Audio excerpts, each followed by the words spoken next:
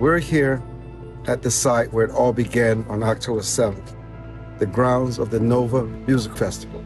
Here, Hamas infiltrated Israel and immediately began killing hundreds of young, innocent, and unarmed Israelis. On these very grounds, there have been recounted stories of heroism and bravery in the face of certain death. Over the next hour, we're hearing stories of people who sacrificed themselves for the lives of people they have never met. People of every religious faith were killed here. And we're here from the parents of deceased heroes, from heroes themselves, and from hostages who survived inhumane conditions, some for nearly 500 days in pitch-dark tunnels.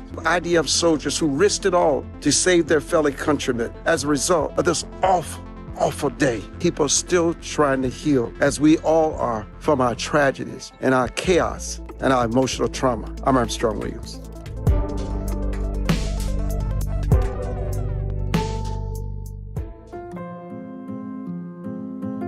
בת זקונים שלי, הבת הקטנה, הייתה בת 34. He lost his daughter. Let me just point out, this is his daughter here. Yeah. He lost his daughter and he wears an image on his arm. I want to point out his daughter to you here. She was a police officer at the Nova party. And shortly after she arrived, the missile attack began, and minutes later, terrorists invaded the party ground, and she had the option to leave, but she chose to stay. She chose to stay. היא נשארה פה בשביל לעזור לפנות את המבלים, ונשארה פה לעד. פה זה המקום שלנו.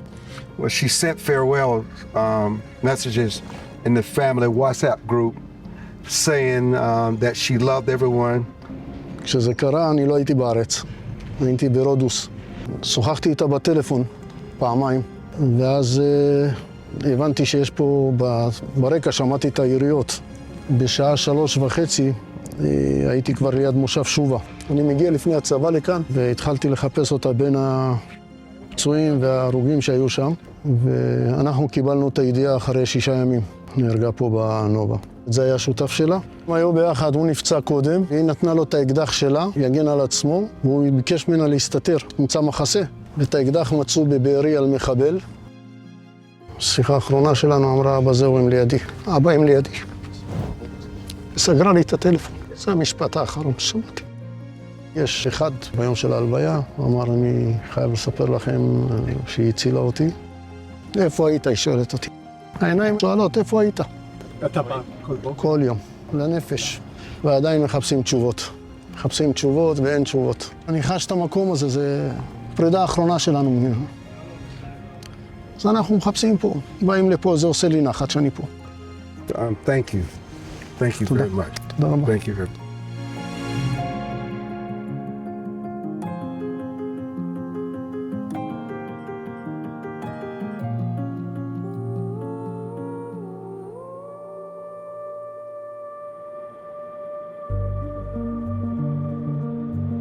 On October 7th, around 200 terrorists penetrated our kibbutz very early in the morning. During this time, the only protection we had was our first response team who went out to fight, to protect their families. They are supposed to hold for a while until the IDF arrives. But they're overwhelmed. They were overwhelmed. They fought for more than 2 hours. Some of them made it back home. Some of them lost their lives in that battle, and they will always be the heroes who fought to save my life.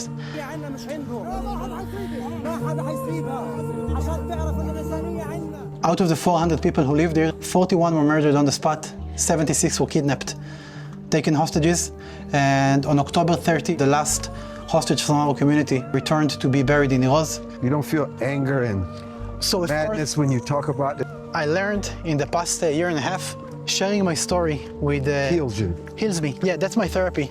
I'm trying to do as much as I can to let as many people as possible know my story in first hand. And I do want you to see, while we are walking, how beautiful this place is. The green gardens, thousands of trees, everything is blooming. Beautiful. And one of the hardest things in this kibbutz is the dissonance between the outside, but all the atrocities, everything that happened there, almost everything happened inside the houses. And the houses are destroyed. Like almost each and every house has those flags on it, marks houses that people were taking hostages. Do the kids ever talk about what happened? Always. The kids talk about it a lot because it's part of their lives now, you know. They lost their grandfather, they lost their uncle who were murdered. just 300 meters from here, in their home. They lost friends. It's their lives now. We decided that us as a family, we can't make it back here at the moment. We don't feel that it will be the good thing for our children. We're trying to stay together as a community, but to find a different location to live in. My home is the second one here. Let's go. Let's go inside. Yes. I just want to say before we It's come in. totally destroyed. Yes, it is. I just want to say one thing before we come in. My neighbor Tamir, he was one of the men who went out to fight, and he paid with his life trying to protect us. Tamir and Dolev and Daviv and Ravid, those men who went out to fight and died trying to save me and my family. So I will always remember it, and I will always be grateful. And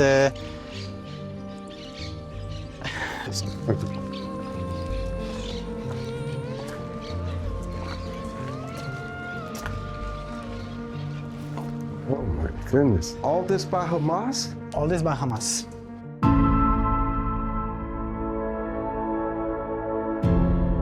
What are they doing here? Spilled the gasoline and lit it up. They lit it up. They blew the place up. So each and every house in our community has the shelter, the safe room, to protect you from rocket attacks. We learned on the hard way with many of our friends that the doors are not bulletproof. You can shoot through those doors. Many people were wounded or even murdered because of the shots through the doors. And the second thing is that you can lock the door from the inside, but it can be opened from the outside because it's meant for rescue teams to arrive. So I can go inside, close the door, and lock myself in, okay? But the first man who arrives from the outside can do that and open the door. We were very lucky, and we had a deadbolt on the door. My wife bought it a few years ago, and the first time we ever used it was on October 7th in the morning. And that thing saved my life and my family's life. So how long were you in the bomb shelter? So we got in here at 6:30 in the morning with the first alarm. By 7, more or less, we already understood that the kibbutz was infiltrated by the terrorists, that they are inside the kibbutz. Friends of us reported that they see them walking around the kibbutz. Can you go inside? Yeah, of course. I like to see the bomb Yeah, of shelter. course. Oh, wow. Because we had 15 seconds to protect ourselves, so that's the kids' bedroom, that's where the kids are sleeping. What was it like being inside this bomb shelter? So imagine that the door is closed, we have no electricity, they destroyed the generators. So we stayed here, Oh my goodness.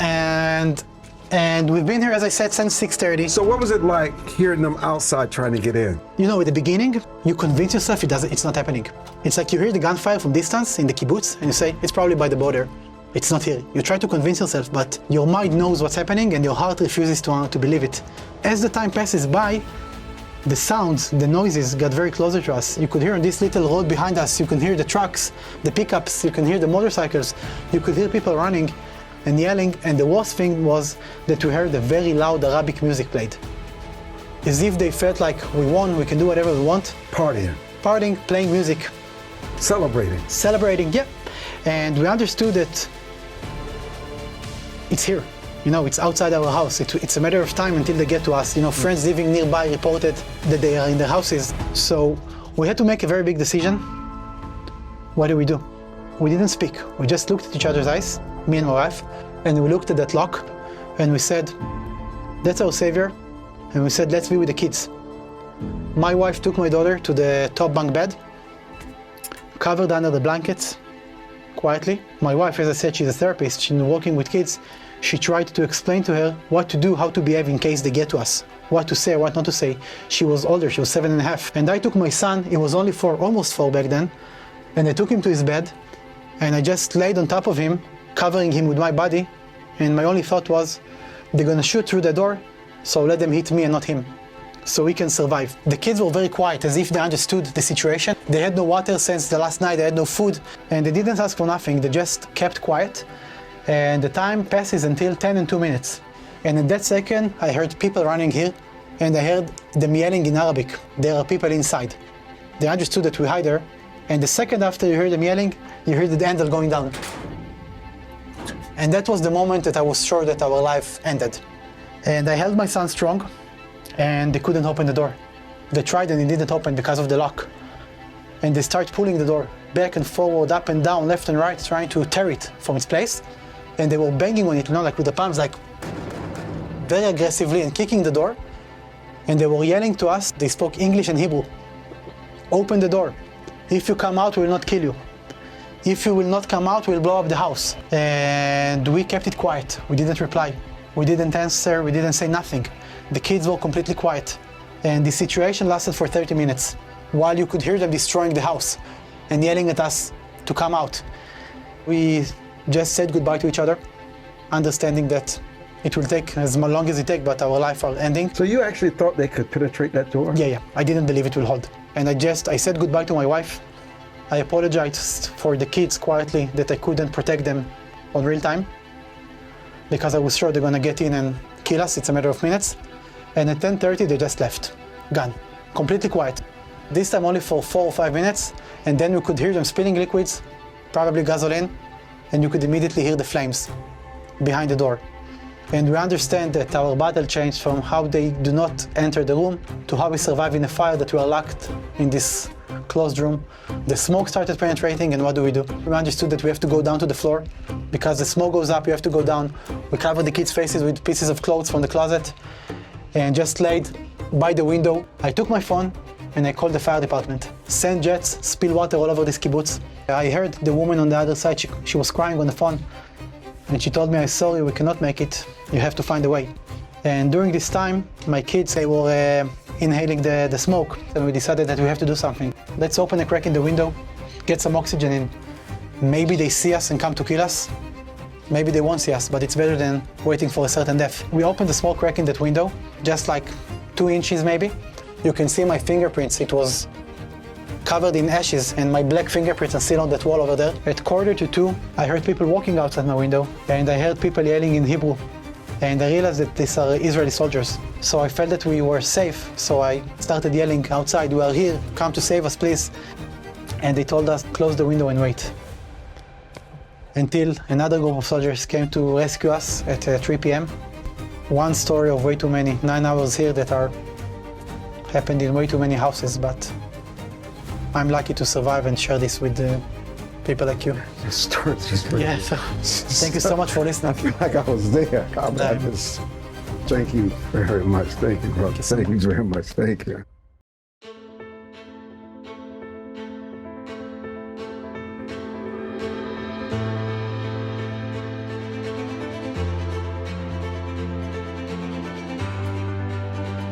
And welcome to the Armstrong Williams Show. Eli Sharabi, thank you so much for joining us. Thank you. What gives your life purpose now? First of all, to respect the memory of my wife and my daughters and my brother Yossi. Just doing good in the world. I love life, so I want to rebuild my life. Have you lost or gained more faith in God? I think my faith in God becomes stronger. On the day they kidnapped me on October 7 and pushed me into the car, I believe somebody or something protect me in captivity. It was more than 10 times. I could find my death in Gaza. I feel grateful. Exactly who is Hamas? Wow, Hamas is the most brutal and cruel people I've ever met. People that justify murdering my wife and my daughters in their home. When they've been with their British passports in their hands, they don't have any boundaries.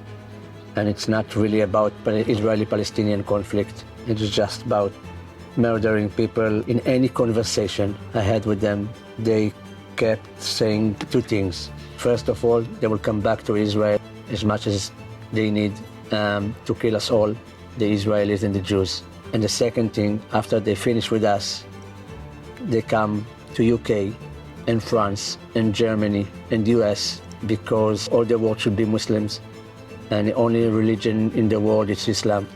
Did you see any humanity? You know, in 491 days, it was very little. As hostages, we were an asset for them to get their prisoners back. Only that. Otherwise, they would murder us in a second. First of all, an iron chain on our legs. That was for 485 days. A chain for 485 days. And we were starved on purpose for the last 6 months. My weight on October 7, 23 was more than 70 kilos. 16 months later, I was less than 44 kilos. A bowl of pasta a day. In the meantime, they've eaten 5 times a day. We've seen dozens of boxes of the humanitarian aid coming into the tunnel 50 meters underground, they actually stole this food from their own population. The showering and using the bathroom. Talk about the real things that human beings have to endure in captivity. First of all, 50 meters underground, most of the time it's dark. You get shower every 6 weeks with half a bucket of cold water. There's no mattresses, humiliation, psychological terror that Israel forgot about us, and our government, don't care about us, and our family don't care about us. All the time, these sentences, of course, violence from time to time. One time they broke my ribs. Was there medicine? Was there anything to help you recover from your wounds? They gave me one painkiller for 1 day, and I've been in pain for 2 or 3 months. I couldn't breathe properly. It sounds as though you're describing savages. This is Hamas. This is Hamas. This is Hamas. There are these old sayings that in order for you to live, you must die. So much of you died over 491 days, but you're a different person now. Always been strong and always been optimistic and try to find solutions. And the minute they pushed me in the car, I knew I need to count minutes. I had in surviving mode, immediately separate my emotion from my mission to survive. I didn't care what I feel and how much it's hard for me. They wanted to make you a slave. They wanted you to make them beholden. They wanted you groveling to them. They could reach my body, but they couldn't reach my soul or my brain or what I'm thinking of. And our faith in God, they couldn't control that. So that's what I try to focus on, stay optimistic. And it was, for me, the only way to survive. And they said to us that there's Israelis in the streets fighting for us, and gave us lots of strength that our family and friends didn't forget us. Talk about the men and women during the days of captivity that helped you survive. One of them was Hirsch Goldberg, Poland. He was an amazing guy, American citizen, very intelligent, and he taught us this sentence of Nietzsche: anyone that has why can bear anyhow. And it was very, very important for us. Unfortunately, he was murdered with other 5 fellow hostages, Israelis, in other tunnel. There's so many people complain about struggles and strife in their lives, but you've had real struggle. You have and you endured. What is it you take from the struggle to better the life God has given you that you live today? First of all, for me, it's very simple. I just wanted to live. It's very, very simple. It's not heroic, and it's not anything like that. And I just wanted to see my wife and my daughters and my mother and my brothers and sisters. That's it. For me today, after you have something extreme like that in life, you learn how to appreciate all the basic things in life. For 491 days, you don't think about if you have small house or big house, and if you have regular car or Mercedes. You don't care about how much you have in your bank account. You just want 5 more minutes with your wife, with your children, with your family, with your friends. That's what is really important in life. It's priceless, just to be able to choose every day what to do and how much to eat and when to drink and when to take a shower, and if it will be with hot water or cold water. Freedom, it's priceless. Appreciate your book. I appreciate your courage, your strength, holding on to your faith, and I really appreciate your taking the time. Thank you very much. Sit down. Thank you for having me. No, it is my pleasure. Thank you. Thank you. Thank you very much.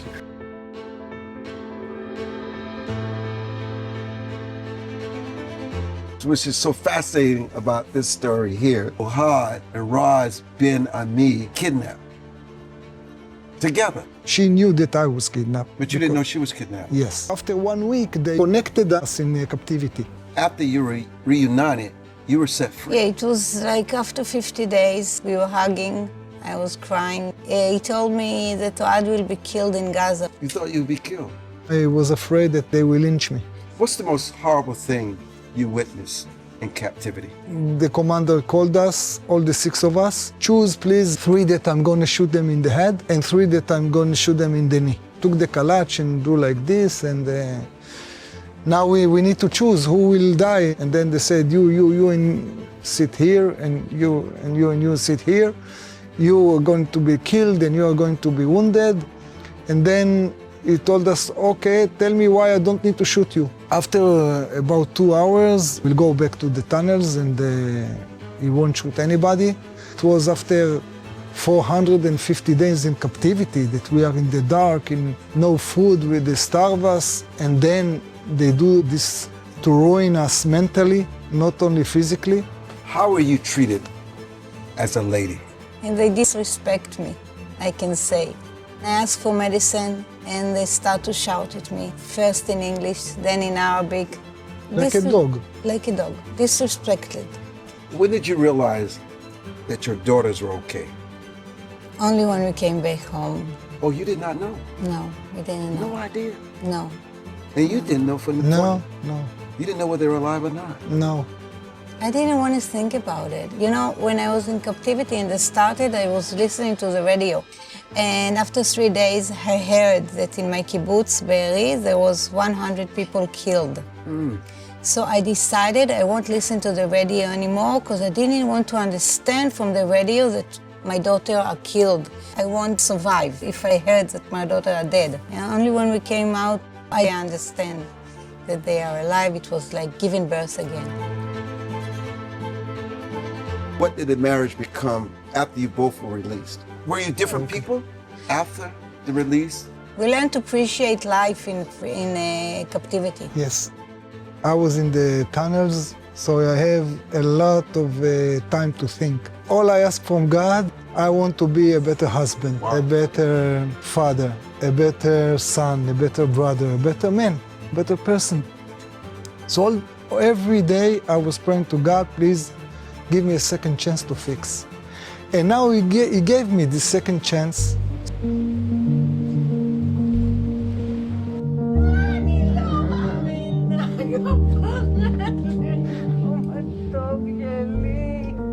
I was before a workaholic.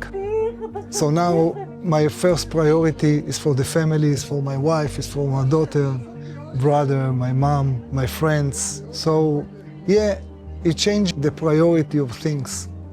And the marriage is better. Wow. Wow, it's much more better. This is a very deep question here. Don't take it the wrong way. You don't have to answer it. When you were finally released and back together, what was the intimacy like in the relationship? I I will answer. On the start, until his friend came out, we didn't feel the relationship so much. I was free, and we were still down there in the tunnels, suffering, and I couldn't get back to life. I start fighting to get them home. אני אוהד בן עמי, הייתי 491 יום בשבי חמאס, שלי עדיין שם. המצב שלהם פשוט על הקשקש, בסכנת חיים. אני החלטתי שאני מקים מאהל, לשבת מול ביתו של שר הביטחון. After 8 months, they released. You know, I was eating and drinking, but I don't have taste, like in the COVID. They come back 1 month ago.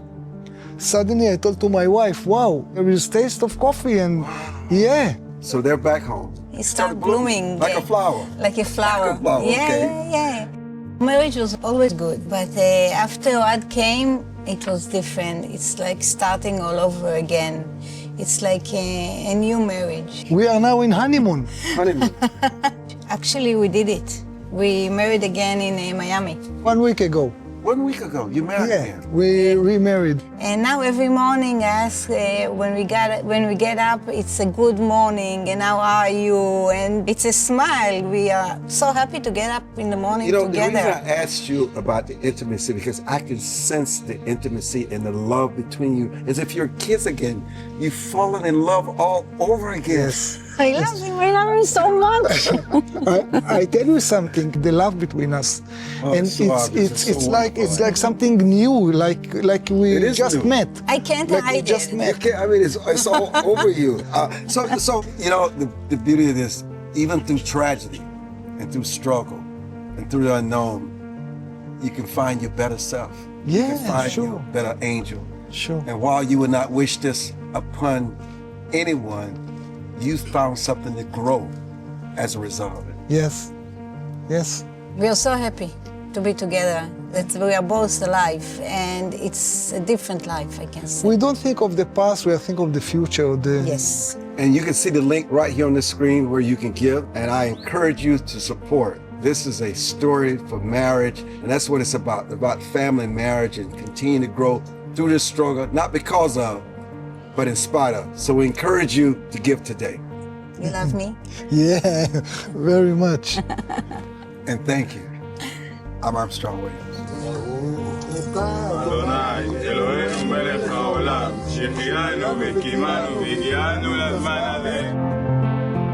Throughout the past 2 years, myself as well as many other people have been fighting to get our hostages home. But today, I think about L'chaim, Gulay. חיכיתי והאמנתי שתשוב. והנה אתה כאן, אהוב שלי. חזרת הביתה, חזרת אליי, אל הבנות, אל החיים שלנו.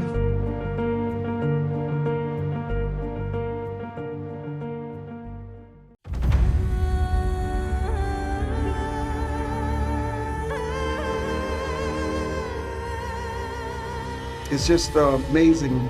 You find out who you are in times of tragedy and in times of crisis. Anir Shapira, during the Nova Music Festival, he was taking cover right in this shelter where Hamas militants tossed grenades.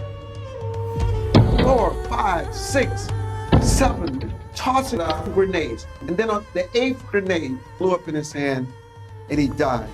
18 people were in here. What a hero.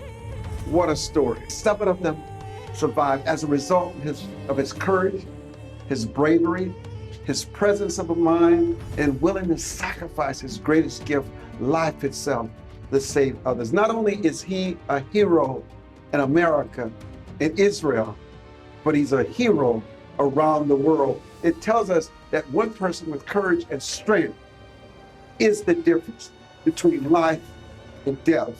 I'm Armstrong Williams. You know, before Hero and Nova was attached to your family name, who were you as a family? I'm so happy that you asked this question as the first question, because we always say that Aner is not only the half hour of his life, and the Nova and the shelter and the grenades, it's not who he is, and it's not who we are. Our story is much bigger than what happened over there. And I think we're just a regular family. We have 7 kids. Aner is the eldest. He has 5 sisters and 1 brother. You know, we educate our kids to principles and values and doing good. When he was small, if he felt something wasn't right, he always had the capacity. Yeah, of course. He always said what he believed in. He never kept silent. When he thought that something should be different, he would always say, and I would always listen, and we would always talk about it. As a father, what was it about his character that when you looked at yourself in the mirror, it was a mirror of you? Nothing. I mean, I can be jealous of him in many aspects. I mean, he was a kind of a leader. Somebody bullied somebody in his school, so he always protected the weak. He followed the values and followed the principles that he believed.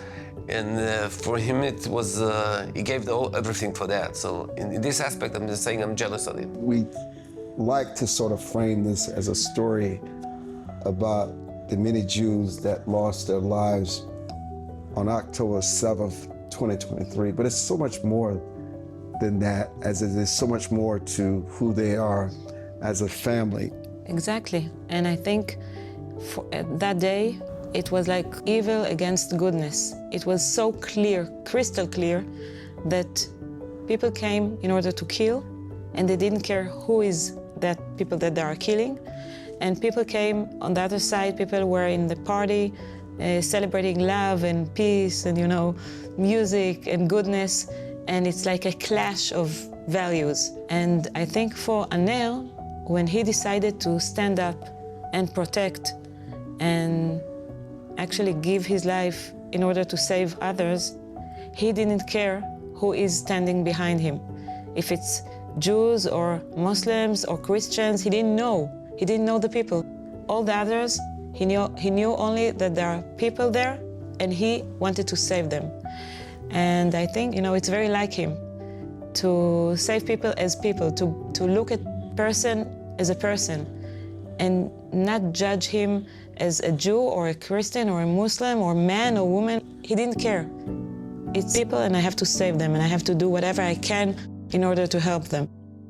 So that's the way he lived and that's the way he decided to actually end his life. Is a parent ever prepared? No. No matter what No. was saved?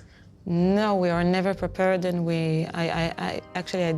I don't accept it yet, although 2 years have passed. I'll tell you why I said is and not was. Because in many ways, I think Aner is still living.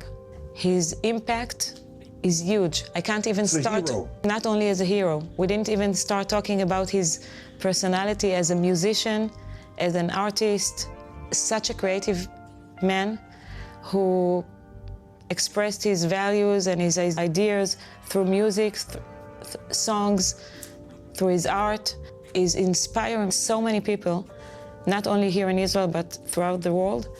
And we see his impact is huge and it's growing. And I think in that way he's still living. אף פעם לא עשיתי דואט עם מישהו מת, ואם להגיד לך את האמת, אנר, אני לא בטוח שזה היה לי חסר. אבל אלוהים ככה אומרים, רוצה את הטובים ביותר אצלו. במקום בינינו פה ואם כל זה נכון, אז ברור שמקומך איתו. בחייך לא הכרנו ואני רק עכשיו נחשף. יש לך אוהבים, הנה עוד אחד נוסף, הנה עוד אחד. At 8 o'clock in the morning, when the sirens started in Jerusalem, we understood that something is going on, but it was Saturday and we are religious and when we don't talk on the phone on Saturday. So I couldn't call him. But then I said, okay, that's a special event. We are in a war, I don't know. So I should call him anyways. So you broke the tradition. Yeah, because I said it's a, it's an exception. Yes. So I called him. It was like 10 o'clock in the morning and his phone was closed. 11 o'clock, his girlfriend called me and she said, did you talk with Aner? She said, I'm very worried because what happened in the party. I said, what happened in the party? I didn't know. I didn't know anything. Wow. She said, you know that the terrorist entered the party.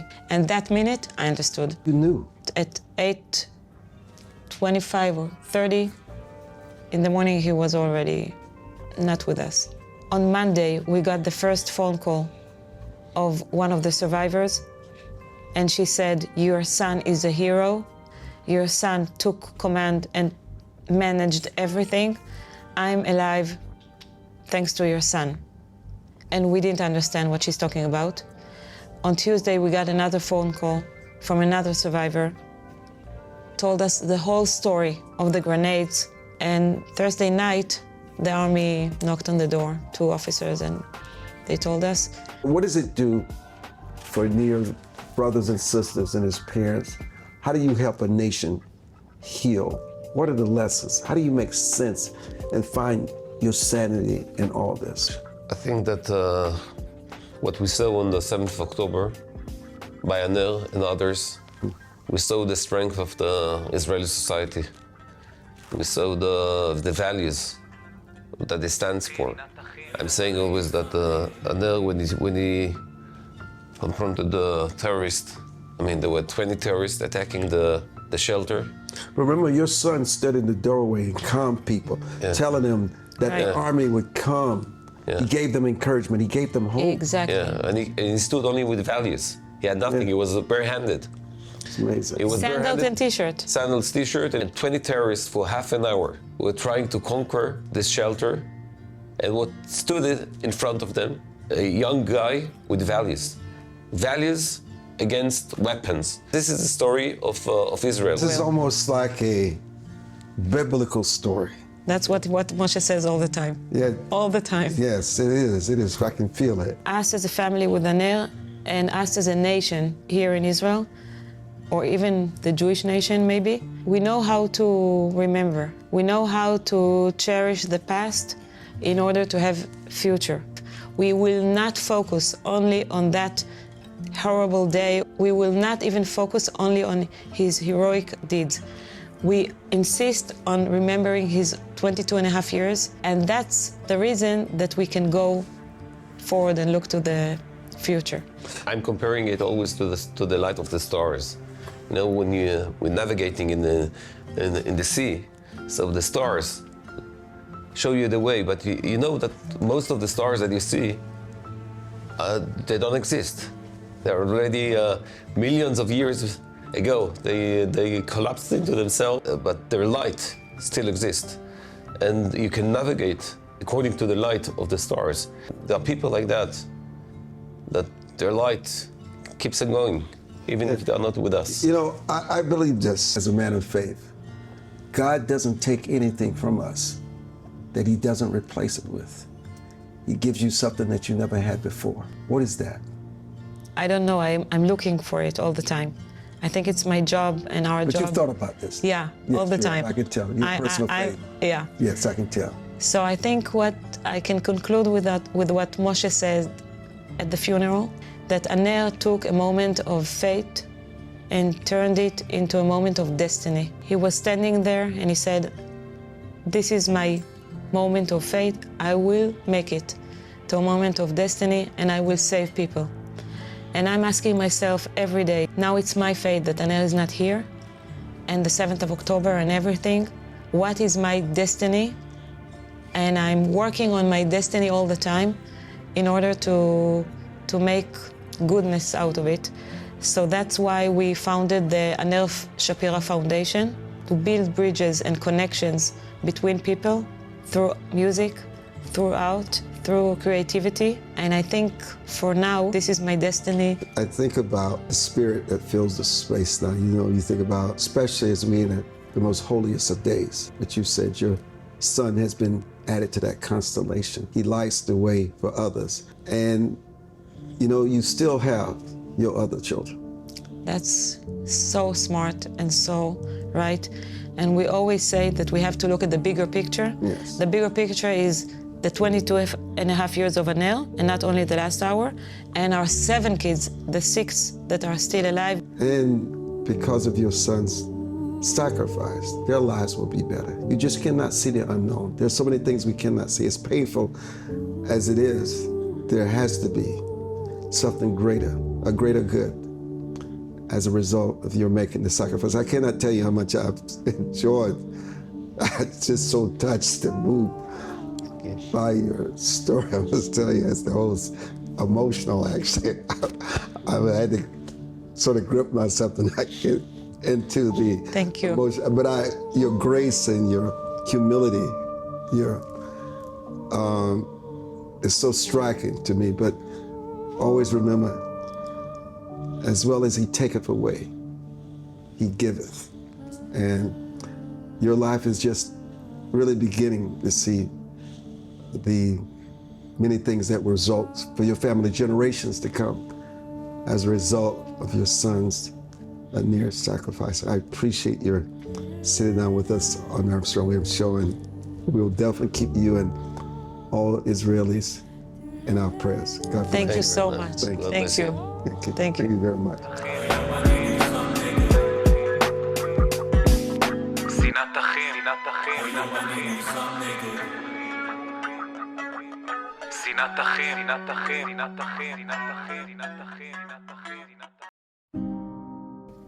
Your son was a soldier. Was a soldier. And he died, defended this country. Liat Freeman is joining us. This is a picture of your son, and you wear it to keep him close to your heart, right? Which means he's in your heart.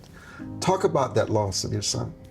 You know, when something very bad happened, you are telling yourself a story in order to wake up from the tragedy. And the story that I'm telling to myself, that Shachar came to this world for 21 years. And everything that happens and everything that he wrote for us before he died makes sense. if he wasn't in that war, he would have died in different way. So for me, his death in that war as a hero is a little bit of a comfort. What were in his writing? He was a child that didn't write in his notebook in his high school more than 2 pages. But when the war started, he started to write. It was 3 weeks after the war began. We met him in the Gaza envelope. He said, in a few days I'm going into Gaza and I want us to hug and be together. And he knew. He didn't know, but his soul knew. Because in the same day that we met and hugged, he wrote an agenda to the world that starts with the world, be good people, and ends, the world will be a better place. So if you will be good people, the world would be a better place. I thought to myself, where did this come from? Because he saw all the horrible things in the 70s and the people that were burned and all the horrible thing that a person can see.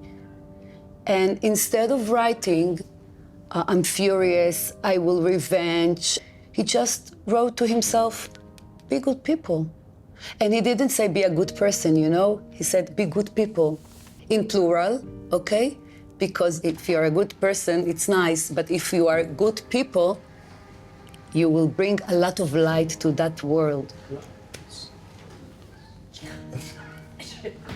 And the light came on. Okay. Wow. Light. She mentions light, and it just starts moving. Shachar, the meaning of Shachar is dawn. That was crazy. She mentions the light, and then there's light. When I saw this at first, I realized that I have a torch in my hand to make the world a better place on his behalf. And instead of, to fall into a dark place, to spread his light. And when I'm speaking about him or telling his story or his agenda to the world, I feel that he's still here. So let me peel back the onion. What is it that you feel deeply that you refuse to accept? That he went inside the building to help other people. They heard about hostages that are inside El-Quds hospital.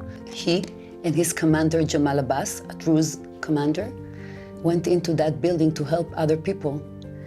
And then they fought for 3 hours, and one of them remained alive and killed them. And sometimes I'm thinking to myself, maybe he shouldn't need to go inside. But then remember all his life he lived in order to help other people. In order to shove the darkness away, you need to turn on a lot of light in the world. I'm thinking about me, my family, the people I love, the nation of Israel. And we are trying to do a lot of good things to turn on a lot of light in the world. And then the light will take away the darkness. You've really made peace with your son's death. How is that possible? I'm not sure I did it. I'm not sure. My husband always tell me, when you will realize that Shachar died, and I said, okay, I know he died. Of course, you acknowledge that. I promised him, when we buried him, that we will live in his light and not in his shadow. And he also wrote us in his will, I'm going to the war, so you can live your life in peace. Remind Americans what you're fighting here. We are fighting for the world to be a better place and to be a safe place. I feel that the bad became good and the good became bad. Something is mixed. I'm sure that the good days will come. It will take time, as Shachar wrote. Okay, it will slowly form that will create a better world. It takes time. He understood that. It won't happen immediately.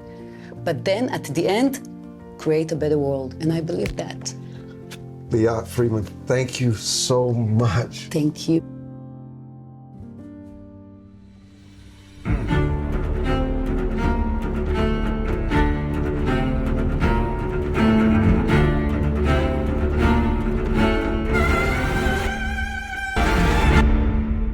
Since the beginning of time, man is killed, man has suffered. Esther Marcus, you do something today called therapy. What did they do in the old days when they didn't have someone like you? From our perspective, men have suffered, men have lost, but men have survived. And for us, that's even the DNA of the Jewish people. That's our whole story, that's our whole history. We call it now today therapy, but it's not just therapy. We call ourselves a resilience center. We don't call ourselves a trauma center. The focus is on what abilities you have to push through. And we all are born with different abilities. Our work is to help people identify what helps them get through everything and also learn new techniques and new methods, how to process what they've been through. When we were planning the trip here, people were questioning our sanity. And I said to them, I had such peace. And my first time here, I felt a feeling, I felt a spirit that I'd never felt before. This is the place I can go where you would expect to feel stress, but I feel the most peace, the most in harmony. Even now, when I walk in my kibbutz, it's surreal that it is beautiful and it's peaceful and you hear the birds, and it's incredible to recognize the fact that terrorists came in and they massacred 22 foreign workers in our kibbutz, kidnapped Bipin Joshi. It's crazy to think that that happened. It isn't normal. I myself lost my husband also because of the 7th of October. He died from a massive heart attack. I've been recognized as a war widow, yes. What do you think was the impetus of the heart attack? It's dying of a broken heart. When we were in our safe room on the 7th of October, he was on the phone to these foreign workers, his friends, and they were telling him the terrorists are here, what do I do? And then he saw their bodies the next day and his heart just broke. Even then, and with all our loss and everything that we suffer, it's about pushing through. Nature does not discriminate, nor does animals. But nature does survive. When there's a crack in the wall, the plants will come through. And I have to say, that's what we work in. Give us some examples of the triumph of your work. Some children wouldn't even leave the house because the fear of maybe a terrorist can come in again. They move away from their parents. Like they have no trust. They're so insecure. Wow. So a lot of the work that we do is to rebuild that element of trust. And then they have guilt from even imagining that maybe something would happen to their dad. Like it's about owning their narrative as well. You just said something here. We like to focus on those who lost their lives and who've been traumatized, but everyday people who live here are equally traumatized. So by the grace of God goes I. So living here, you have to deal with the burden that it could happen again. Absolutely. But we can turn things around, and that's what we talk about here. It's all about turning it around. We saw so much evil on that day. It was just horrific, and we have to counterbalance that evil with good. We interviewed the hostages, the families, and some this week, there were survivors who said, I knew I was going to live. It didn't matter what I was going to live. I was not going to allow them to mentally break me down. I knew I was going home. Even though when I was released, I found out that my wife and my kid was dead, I'm still living again. I'm dating again. What is it in those people? You know, there's this extraordinary. What separates that little extra from the ordinary? These hostages who were kidnapped, they're everyday farmers, students, I was going to say they're you and me. Something unbelievable and awful happened to them and it tested them. They pushed through. But I think that people have tests all the time, really, because every day you see what's going on around the world. Are you involved? Are you a part of it? Are you good to your neighbor? We all have something inside of us that says, you know what, question who you are, what you do, question what information you're getting from TV, question the newspapers, and figure out for yourself what is the right way to live. And at the end of the day, we can educate our children in a way that will make them take more responsibility for our planet, take more responsibility for our communities. We do workshops with parents and children together. It's about understanding how to talk to my child, and I actually wrote a children's book as well about the story of the alarm to help children internalize and understand. Here, the alarm that we hear is color red, and in the story, all the colors of the rainbow come together and they tell what they've done throughout the year. And when I work with children, they identify things with that color, and at the same time they're identifying what they have inside of them, what their strengths are. But when we get to the turn of color red, nobody wants to hear the word color red, because they know that means there's going to be a rocket attack. And then the other colors help Color Red understand that actually they're not scared of the color red, they're scared of the rockets. And it's really important to identify what your fear is, what you're scared of. And I'm sure the hostages, where they were, they must have kept identifying what they were scared of, but also what can help you and what can get you to push it through. And Color Red understands that his role, his job, is when you hear Color Red, you can run to safety and you can protect yourself. And so it empowers the color, and then again we help children and families and people to understand, what's my role, what's my job? Is my job to be a good dad? Is my job to go out and milk the cows as Stevie used to do? Is my job to come to Israel and interview people and get a different angle on the story? What do I have to do? Why am I here? What does God want from me? And at the end of the book we have that rainbow where all the colors come together, which for me connected up with the story of Noah, where God had said, oh, forget it, I'm going to destroy this world, and said, no, you know what? I'm going to give him another chance. And here's that other chance, and the world isn't being destroyed, and we have to decide how we're going to make it as it should be. Thank you. I'm Armstrong Williams.